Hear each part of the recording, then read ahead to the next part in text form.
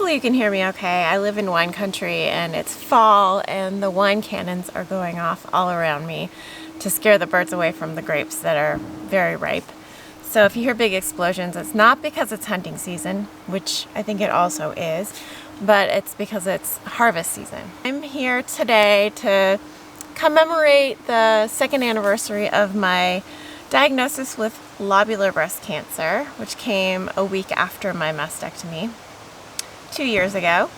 And I just wanted to make a video that would be meaningful for you, my followers, and I know that most of my followers are very curious about scars because a lot of people will get on YouTube but they won't be willing to share their scars, and I have shared especially my flat side, my left side, a lot in the progression of the 2 years since my mastectomy. I haven't shared my right side as much, however, because it's only been about 1 year, a little over 1 year since my 2nd mastectomy and my Goldilocks procedure. So for those of you who are interested in seeing what a Goldilocks outcome looks like a year later, it's a little over a year, not quite a year later, but I thought I would share that today and then give a little retrospective of some other photos that I have of my Goldilocks side. I have some really good photos of it from both professional and non-professional sources. So I'll kind of cycle through some of the earlier ones and then I'll show you what it looks like today. Now I will give the caveat that I have started to do red light therapy on both sides. I started in the spring, or actually it was probably more like January of this year, when I learned that it was almost too late to start healing my really ugly, thick scars from my first mastectomy. I was pretty motivated to use red light therapy on that side especially, right before I got my tattoo, which you can kind of see. I wanted to get it all healed up before my tattoo because I knew that the tattoo would make it less possible for me to use the red light therapy. And I have a whole video about that, and I'll link to that here and at the end of the video, so you can see that as well if you're interested in scars and healing. I also have a video that talks about the salve that I made and that I still use to heal my scars. That is for long-term scar healing. Red light therapy only works for the first year or two, but the salve that I made with calendula and comfrey extracts has healing powers that go way beyond 2 years. So you can keep using that and it will keep flattening and brightening and mellowing your scars long term. And so I use that, both the calendula comfrey salve on my right side as well, and I do use a little red light therapy, although I'm not as motivated to use red light therapy on my right side as I was on my left side earlier this year, because I was kind of running out of time to do it and I wanted to do it for the sake of my tattoo. So it is a pretty typical scar story. I would say I just use the red light therapy daily for a couple of months. And nowadays I just use it maybe weekly, more like twice a month. So I'm not as motivated these days to use the red light therapy, but I will, again, point you to that video if you're interested in that. I do believe it is very, very effective.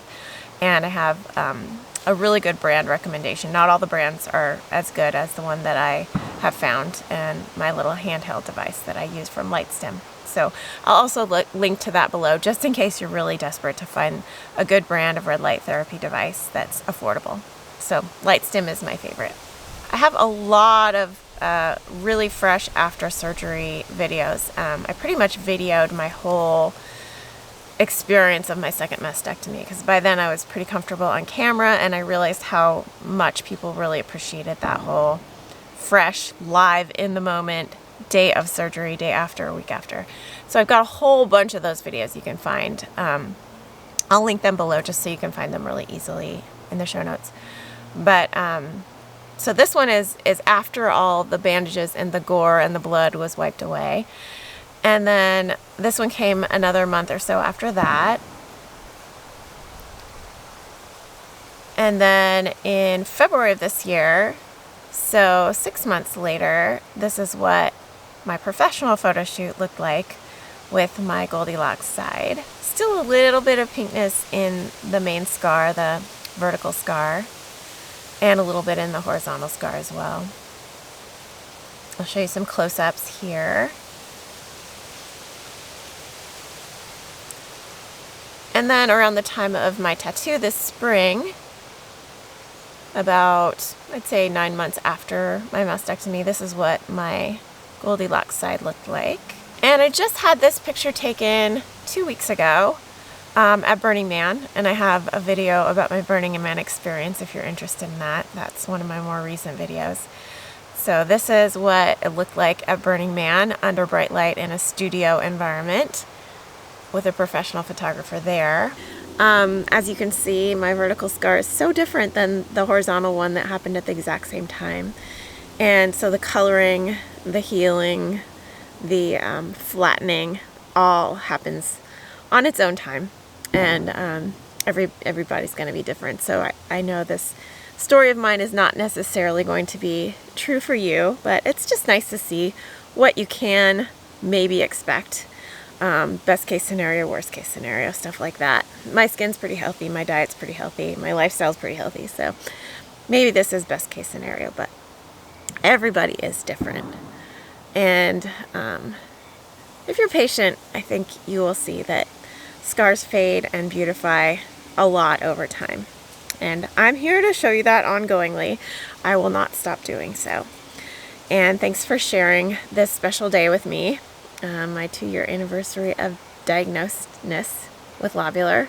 I'm so grateful to have all of my conversations with all of you, and so grateful that you've subscribed to my channel, even though breast cancer for most of us is kind of a temporary experience. So thanks for being there.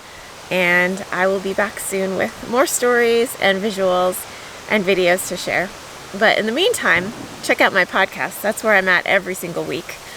These days it comes out on Wednesdays, and it's called A Breast Cancer Diary. Talk to you later.